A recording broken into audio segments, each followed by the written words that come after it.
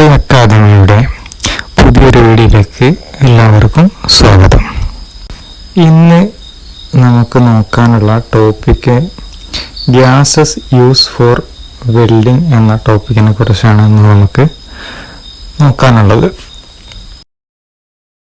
അപ്പോൾ നമുക്ക് ടോപ്പിക്കിലോട്ട് വരാം.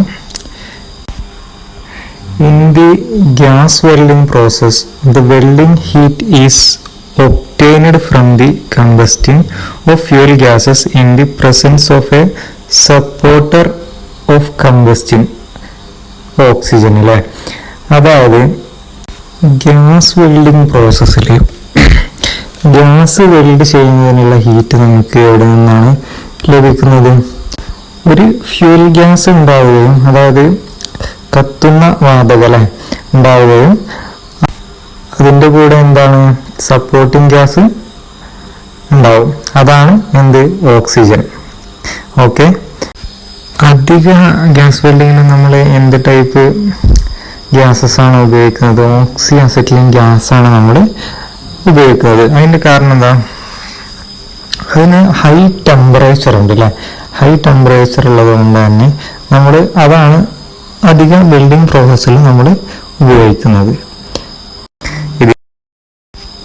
ഇനി നമുക്ക് ഓരോ ഗ്യാസസും അതിൻ്റെ സപ്പോർട്ടീവ് ഗ്യാസ് ഏതാണ്, പേരെന്താണ്, ടെമ്പറേച്ചർ, നമ്മളത് എവിടെയാണ് ഉപയോഗിക്കേണ്ടത് എന്നുള്ളതൊക്കെ നമുക്ക് നോക്കാം. അതിനായിട്ട് നമുക്കിവിടെ ഒരു ടേബിൾ തന്നിട്ടുണ്ട്. അതിൽ നമുക്ക് ഓരോ ഗ്യാസസ് ഏതൊക്കെയാണ്, അതിൻ്റെ പേരെന്താണ്, അതിൻ്റെ ടെമ്പറേച്ചർ, കാര്യങ്ങളൊക്കെ തന്നിട്ടുണ്ട്. അത് നമുക്ക് ഓരോന്നായിട്ട് നമുക്ക് നോക്കാം. ഫസ്റ്റ് ഏതാണ്? അസെറ്റിലിൻ ആണ് അല്ലേ? അസെറ്റിലിന് ഓക്സിജനായിട്ട് കമ്പൈൻ ചെയ്തിട്ട് എന്താവും? ഓക്സി അസെറ്റിലിൻ ഫ്ലെയിം നമുക്ക് കിട്ടും. അത് എന്താണ്? ഹൈ ടെമ്പറേച്ചർ ആണ് അല്ലേ? ഹൈയസ്റ്റ് ടെമ്പറേച്ചർ ആണ് നമുക്ക് ഈ ഒരു ഓക്സി അസെറ്റിലിൻ ഫ്ലെയിം ഉള്ളത്. അത് ഞാൻ നേരത്തെ പറഞ്ഞിട്ടുണ്ടായിരുന്നു. അതുപോലെ അതിൻ്റെ ടെമ്പറേച്ചർ എത്രയാണ്? 3100 ഡിഗ്രി ടു 3300 ഡിഗ്രി സെൻറ്റിഗ്രേഡ് ആണ് നമ്മുടെ ഈ ഒരു ടെമ്പറേച്ചർ വരുന്നത്. അപ്ലിക്കേഷൻസ് നോക്കുകയാണെങ്കിൽ എന്താ? To weld all ferrous and non ferrous metal. അതായത് എല്ലാ ഫെറസ് മെറ്റലുകളും നോൺ ഫെറസ് മെറ്റലുകളും നമുക്ക് ഈ ഒരു ഗ്യാസ് കൊണ്ട് നമുക്ക് വെൽഡ് ചെയ്യാൻ സാധിക്കുന്നതാണ് അല്ലേ? Gas cutting, gouging, brazing, bronze welding, metal spraying and hard facing. അപ്പോൾ എല്ലാവിധ കാര്യങ്ങളും നമുക്ക് ഈ ഒരു ഓക്സി അസെറ്റിലിൻ ഫ്ലെയിം കൊണ്ട് നമുക്ക് ചെയ്യാൻ സാധിക്കും അല്ലേ? അപ്പോൾ നമുക്ക് PSCയിലേക്ക് ചോദിക്കുന്നതാണ് ഏറ്റവും ഹൈ ടെമ്പറേച്ചർ തരുന്ന ഈ ഒരു ഫ്യൂൽ ഗ്യാസ് ഏതാണെന്നുള്ളത് നമ്മുടെ PSCയിലേക്ക് ചോദിക്കുന്ന ഒരു ക്വസ്റ്റ്യൻ ആണ്. അപ്പോൾ എല്ലാവരും അത് ഒന്ന് പഠിച്ചു വെക്കുക. അതായിട്ട് നമുക്ക് ഏതാണ് വരുന്നത്? ഹൈഡ്രജൻ അല്ലേ? ഹൈഡ്രജൻ പ്ലസ് ഓക്സിജൻ കൂടി ചേർന്നാൽ എന്തായി? ഓക്സി ഹൈഡ്രജൻ ഫ്ലെയിം ആയി അല്ലേ? ഓക്സി ഹൈഡ്രജൻ ഫ്ലെയിം ആയി. ആ ഒരു ഓക്സി ഹൈഡ്രജൻ ഫ്ലെയിമിന്റെ ടെമ്പറേച്ചർ എത്രയാണ്? 2400 ടു 2700 ഡിഗ്രി സെന്റിഗ്രേഡ് ആണ്. അതിന്റെ ടെമ്പറേച്ചർ ലെവൽ എന്ന് പറയുന്നത് മീഡിയം ടെമ്പറേച്ചർ ആണ് അല്ലേ? മീഡിയം ടെമ്പറേച്ചർ ആണ്. അതുപോലെ അത് എന്തിനാണ് നമ്മൾ ഉപയോഗിക്കുന്നത്? ബ്രേസിങ്ങും സിൽവർ സോൾഡറിങ്ങും ഒക്കെ ചെയ്യാൻ വേണ്ടിയിട്ടാണ്. അതുപോലെ under water gas cutting of steel അല്ലേ? അതും കൂടെ ചെയ്യാൻ വേണ്ടിയിട്ടാണ് നമ്മൾ ഈ ഒരു ഓക്സി ഹൈഡ്രജൻ ഫ്ലെയിം നമ്മൾ ഉപയോഗിക്കുന്നത് അല്ലേ? അപ്പൊ ഈ ഒരു അണ്ടർ വാട്ടർ ഗ്യാസ് കട്ടിങ് സ്റ്റീലൊക്കെ അങ്ങനെയും നമുക്ക് ക്വസ്റ്റ്യൻ ചോദിക്കാൻ പറ്റും അല്ലേ? അണ്ടർ വാട്ടർ കട്ടിങ്ങിൽ ഉപയോഗിക്കുന്ന ഗ്യാസ് ഏതാണെന്നുള്ളത് ചോദിക്കാൻ കഴിയും. മൂന്നാമതായി ഏതാ വരുന്നത്? കോൾ ഗ്യാസ് ആണ് വരുന്നത് അല്ലേ? അപ്പോൾ കോൾ ഗ്യാസും ഓക്സിജനും ചേർന്നിട്ട് ഓക്സി കോൾ ഗ്യാസ് ഫ്ലെയിം നമുക്ക് കിട്ടി. അതിന്റെ ടെമ്പറേച്ചർ എന്ന് പറയുന്നത് 1800 ടു 2200 ഡിഗ്രി സെന്റിഗ്രേഡ് ആണ്. അത് ലോ ടെമ്പറേച്ചർ ആണ് അല്ലേ? ലോ ടെമ്പറേച്ചർ ആണ്. Used for silver soldering under water gas cutting of steel അല്ലേ? ഇപ്പൊ ലോ ടെമ്പറേച്ചറിൽ നമ്മൾ അണ്ടർ വാട്ടർ കട്ടിങ് ചെയ്യാൻ വേണ്ടിയിട്ട് ഏത് ഫ്ലെയിമാണ് ഉപയോഗിക്കുന്നത് എന്ന് ചോദിച്ചു കഴിഞ്ഞാൽ നമ്മൾ എന്ത് പറയണം? കോൾ ഗ്യാസ് ഓക്സി കോൾ ഗ്യാസ് ഫ്ലെയിം ആണ് നമ്മൾ ഉപയോഗിക്കുന്നതെന്ന് പറയണം. ഓക്കെ.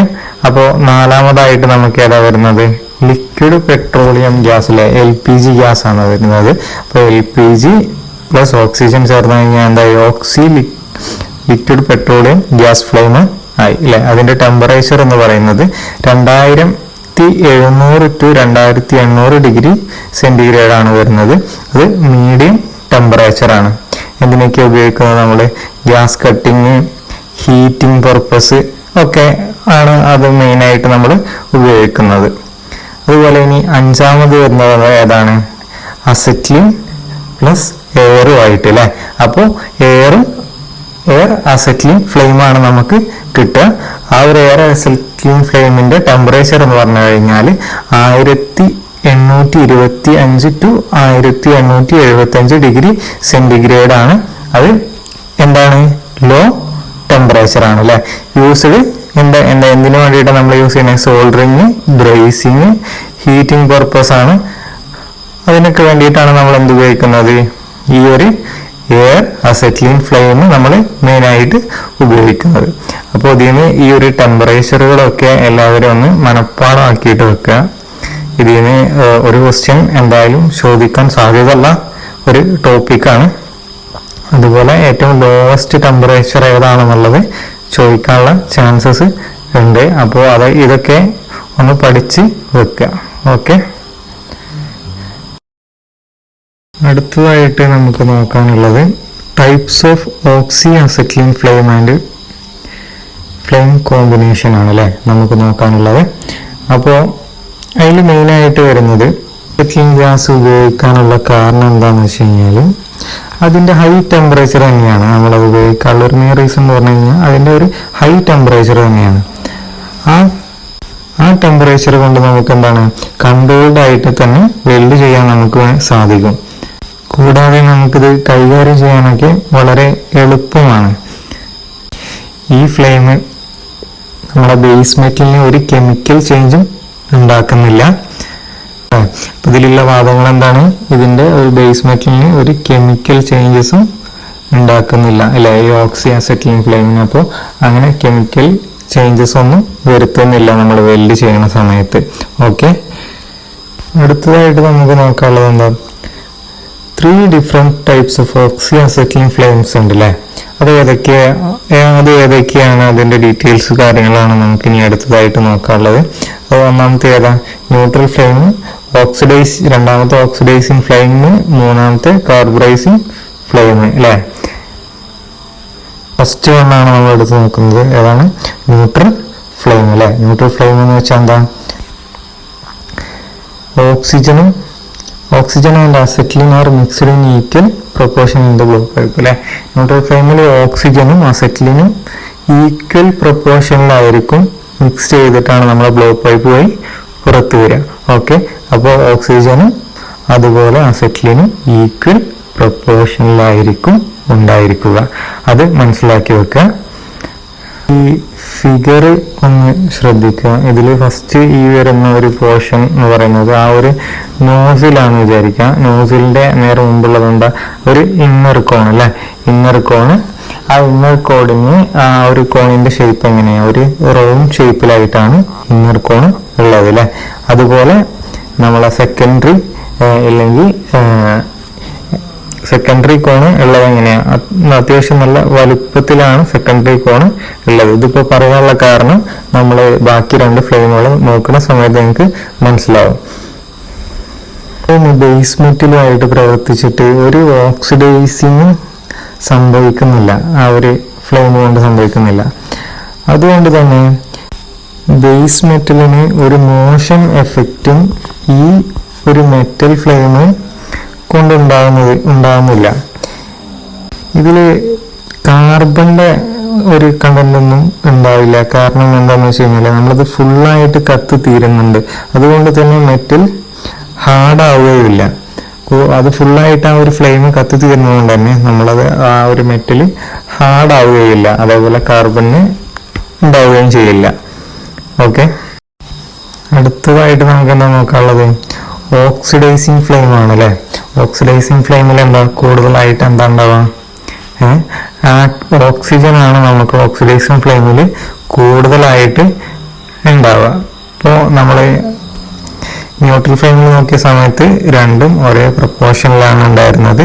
ഇതിൽ എന്താവും, അസറ്റിനെക്കാട്ടിലും കൂടുതലായിട്ട് എന്തുണ്ടാവും, നമ്മുടെ ഓക്സിജൻ ഉണ്ടായിരിക്കും. ഓക്കെ, നമ്മളെ ആ ഒരു ഫിഗറിലോട്ടൊന്ന് ശ്രദ്ധിക്കുക. ഞാൻ പറഞ്ഞ പോലെ ആ നോസിൽ കഴിഞ്ഞ് കഴിഞ്ഞാൽ ഇതിൻ്റെ ഇന്നർ കോൺ എങ്ങനെയാണ് വരുന്നത്? ഇന്നർ കോൺ വരുന്നത് ഇങ്ങനെ വരുന്ന ഒരു കോൺ ഷേപ്പിൽ അല്ലേ, ഒരു കോൺ ഷേപ്പിലായിട്ടാണ് അതിൻ്റെ ഇന്നർ കോൺ വരുന്നത്. അതിൻ്റെ ഇരിക്കുന്നില്ല നമ്മൾ ന്യൂട്രൽ ഫ്ലെയിമിൽ കണ്ട അത്രയും ദൂരം അതിൻ്റെ സെക്കൻഡറി ഭാഗം നമുക്ക് കൂടുതൽ ആ ഒരു ഭാഗത്തേക്ക് എത്തുന്നില്ല. ഓക്കെ, അതിൻ്റെ നോസിൽ വരുന്ന ഇന്നർ കോൺ ഷാർപ്പായിരിക്കും. അതുപോലെ ചെറിയൊരു ഹിസ്സിങ് സൗണ്ടും ഉണ്ടായിരിക്കും. അപ്പോൾ ഈ ഫ്ലെയിം നമ്മൾ എവിടെയാണ് ഉപയോഗിക്കുന്നത്? ഈ ഫ്ലെയിം നമ്മൾ കൂടുതലായിട്ട് ഉപയോഗിക്കുന്നത് ബ്രാസ് വെൽഡിങ് ചെയ്യാൻ വേണ്ടിയാണ് നമ്മൾ ഈ ഒരു ഫ്ലെയിം ഉപയോഗിക്കുന്നത്. ഇപ്പോൾ ബ്രാസിൽ നമ്മൾ എന്തൊക്കെയാണ് അടങ്ങിയിട്ടുള്ളതെന്ന് നോക്കാം. ബ്രാസിൽ അടങ്ങിയിട്ടുള്ളത് എന്തൊക്കെയാണ്? സിങ്കും കോപ്പറുമാണ് ബ്രാസിൽ അടങ്ങിയിരിക്കുന്നത്. ഇനി നമുക്ക് അതിൻ്റെ ഓരോന്നിൻ്റെയും മെൽറ്റിംഗ് പോയിന്റ് നോക്കാം. ഇതിൻ്റെയൊക്കെ മെൽറ്റിംഗ് പോയിന്റ് പഠിക്കണം, അത് വളരെ ഇമ്പോർട്ടൻ്റ് ആയിട്ടുള്ള ഒരു കാര്യമാണ്. ബ്രാസിൻ്റെ മെൽറ്റിംഗ് പോയിന്റ് എന്ന് പറയുന്നത് 950 ഡിഗ്രി സെൻറ്റിഗ്രേഡ് ആണ് ബ്രാസിൻ്റെ മെൽറ്റിംഗ് പോയിന്റ്. അതുപോലെ കോപ്പറിൻ്റെ മെൽറ്റിംഗ് പോയിന്റ് എന്ന് പറയുന്നത് 1083 ഡിഗ്രി സെൻറ്റിഗ്രേഡ് ആണ് കോപ്പറിൻ്റെ മെൽറ്റിംഗ് പോയിന്റ് എന്ന് പറയുന്നത്. സിങ്കിൻ്റെ വരുന്നത് 419 ഡിഗ്രി സെൻറ്റിഗ്രേഡ് ആണ് സിങ്കിൻ്റെ മെൽറ്റിംഗ് പോയിന്റ് വരുന്നത്. അപ്പോൾ ഇത് മൂന്നും ഇമ്പോർട്ടൻ്റ് ആണ്. അപ്പോൾ അത് എന്തായാലും പഠിക്കുക. അപ്പോൾ ഈ മെറ്റൽ ചൂടാകുമ്പോൾ എന്താ സംഭവിക്കുക? 950 ഡിഗ്രി വരെ ചൂടാക്കിയാലാണ് എന്താവുക, ഈ മെറ്റൽ മെൽറ്റ് ആവുക അല്ലേ. അങ്ങനെ ചെയ്താൽ എന്താ സംഭവിക്കുക? ഇതിന് ചെയ്താൽ അതിനകത്തുള്ള സിങ്ക് എന്താവും, ബാഷ്പീകരിച്ച് പോകാനുള്ള സാധ്യതകൾ ഉണ്ട്. അങ്ങനെ പോയ ബാക്കി നമുക്ക് എന്താ ഉണ്ടാവുക? ബ്രാസ് ഉണ്ടാവില്ല. അപ്പോൾ നമുക്ക് എന്താ ഉണ്ടാവുക? കോപ്പർ മാത്രമാവും ഉണ്ടാവുക. അങ്ങനെ സംഭവിക്കാണ്ടിരിക്കാൻ അല്ലെങ്കിൽ വരാണ്ടിരിക്കാൻ വേണ്ടിയിട്ടാണ് നമ്മൾ ഉപയോഗിക്കുന്നത്? ഈ ഓക്സിഡൈസിങ് ഫ്ലെയിം ഉപയോഗിക്കുന്നത്. ഈ ഓക്സിഡൈസിങ് ഫ്ലെയിമിൽ കൂടുതലായിട്ടുള്ള ഓക്സിജൻ ഈ സിങ്ക് ഓക്സൈഡ് ആക്കി മാറ്റുകയാണ് ചെയ്യുക. എന്ന് വെച്ച് കഴിഞ്ഞാൽ സിങ്ക് ഓക്സൈഡ് പെട്ടെന്ന് മെൽറ്റ് ആവില്ല.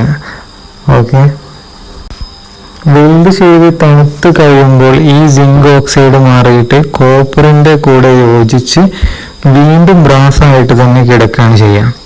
ഓക്കെ, അടുത്തതായി നമുക്ക് നോക്കാനുള്ളത് കാർബറൈസിങ് ഫ്ലെയിം ആണ് നമുക്ക് നോക്കാനായിട്ട് ഉള്ളത്. അപ്പോൾ കൂടുതലായിട്ടുള്ള അസറ്റിലിനെ പുറത്തേട്ട് വിട്ട് കഴിഞ്ഞ് കഴിഞ്ഞാൽ അതേതാണ് ഫ്ലെയിം? അതാണ് കാർബറൈസിങ് ഫ്ലെയിം എന്ന് പറയുന്നത്. ഓക്കെ, ഇതിൻ്റെ ഫിഗർ ഒന്ന് ശ്രദ്ധിക്കാം. ഇതിൽ എന്തൊക്കെ കാര്യങ്ങളുണ്ട്? ഫസ്റ്റ് വരുന്നത് എന്താ? ഒരു നോസിൽ കഴിഞ്ഞാൽ ഒരു ഇന്നർ കോൺ ഉണ്ട്. അത് കഴിഞ്ഞാൽ എന്താ ഉള്ളത്? ഇന്റർമീഡിയറ്റ് സോൺ ഉണ്ട് അല്ലേ. അത് കഴിഞ്ഞ് സെക്കൻഡറി കോണും ഉണ്ട്. ഓക്കെ, അടുത്തതായിട്ട് ഇത് കാർബറൈസിങ് ഫ്ലെയിം മെറ്റലായിട്ട് പ്രവർത്തിച്ച് അതിനകത്ത് ഉള്ള കാർബൺ കൂടുതലായിട്ടുണ്ടാവും. ആ കാർബൺ മെറ്റലായിട്ട് പ്രവർത്തിച്ചിട്ട് എന്താ ആവുക? അത് കുറച്ച് ഹാർഡായിട്ട് ഉള്ള മെറ്റലാവും. അതുപോലെ ബ്രിട്ടിലാവും എന്ന് പറഞ്ഞാൽ പൊട്ടിപ്പോകാത്ത മെറ്റലാവും. അതുകൊണ്ട് തന്നെ എന്താവും? വെൽഡിങ് വീക്കായിട്ട് പോകും അല്ലെ. വെൽഡിങ് ഭയങ്കര വീക്കായിട്ട് പോകും. മെറ്റലിന്റെ പ്രതലം മാത്രം ഹാർഡാക്കുന്ന പ്രക്രിയയാണ് സ്റ്റിലേറ്റിംഗ് എന്ന് പറയുന്നത്. ഓക്കെ, അപ്പൊ അതൊന്ന് മനസ്സിലാക്കി വെക്കുക. സ്റ്റിലേറ്റിംഗ് എന്ന് പറഞ്ഞാൽ എന്താണെന്ന് വെച്ച് കഴിഞ്ഞാൽ എന്താണ്? മെറ്റലിന്റെ പ്രതലം മാത്രം ഹാർഡാക്കുന്ന പ്രക്രിയയാണ് സ്റ്റിലേറ്റിംഗ്. സ്റ്റീൽ പ്ലേറ്റ് വെൽഡ് ചെയ്യാനുള്ള ഒരു പ്രക്രിയയാണ് ലിൻഡെ വെൽഡിംഗ് എന്ന് പറയുന്നത്. കാർബൺ കൂടുതലായിട്ട് ഉപയോഗിച്ച് തിക്നെസ് കുറഞ്ഞ മെറ്റലുകളെ വെൽഡ് ചെയ്യുന്ന ടെക്നിക്കാണത്. ഓക്കെ, മനസ്സിലായില്ലേ? നമുക്ക് ഇവിടെ ഒരു ടേബിൾ തന്നിട്ടുണ്ട് അല്ലേ. ഏതൊക്കെ കോമൺലി ആയിട്ട് യൂസ് ചെയ്യണ ഗ്യാസസ് ഏതൊക്കെയാണെന്നുള്ളതാണ്. മെയിനായിട്ട് ഏതാ ഉപയോഗിക്കുന്നത്? ന്യൂട്രൽ ഫ്ലെയിം ഗ്യാസസ് ആണ് നമുക്ക് മെയിനായിട്ട് നമ്മൾ ഉപയോഗിക്കുന്നത്.